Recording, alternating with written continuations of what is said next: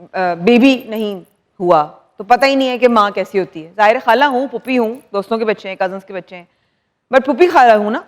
Mother कैसे होता है, फादर क्या होता है, वो पेरेंटहुड क्या होता है, नहीं मालूम था जी। मॉर्निंग शो भी किया जी, न्यूज से रिलेटेड जी, शोज भी किया आपने, जी, अदाकारी की तो कमाल की। शुक्रिया। ऐसा लगता है कि एक तलाश हमेशा रही आपकी शख्सियत में।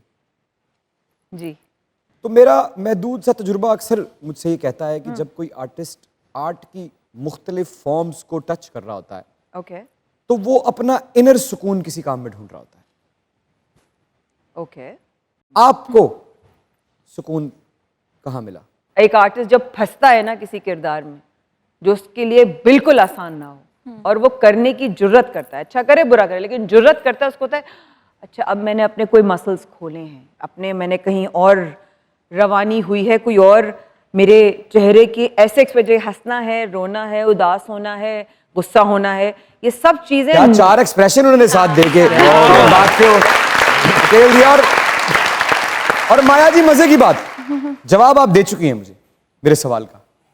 आई एम श्योर दे चुकी हूँ। वो कैसे? क्योंकि आपने जिक्र ही एक्टिंग का किया, तो एक्टिंग आपके आर्टिस्ट का सुकून है। अरे थैंक यू। कौन सा ऐसा किरदार था जिसमें सबसे ज्यादा मुश्किल हुई और फिर जो मुश्किल आपने तय की, पार की या अबूर की, तो खुशी उस मुश्किल से बढ़कर हुई? वो कौन सा ऐसा सीन था?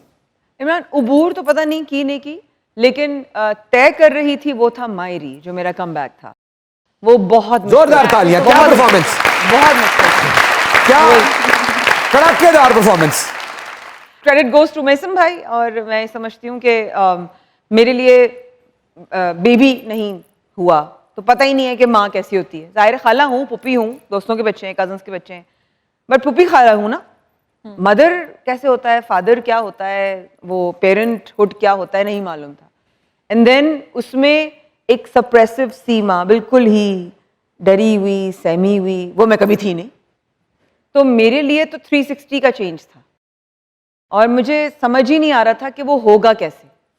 मुझे याद है बस मेसम भाई ने कहा कि आपको रोटी बनानी आती है, मैंने कहा हाँ जी आती है। कह रहे मेरे किचन में बहुत सीन्स हैं, मैंने कहा बना लूंगी, रोटी का मसला नहीं, रोटी बहुत शौक से बनाती हूँ।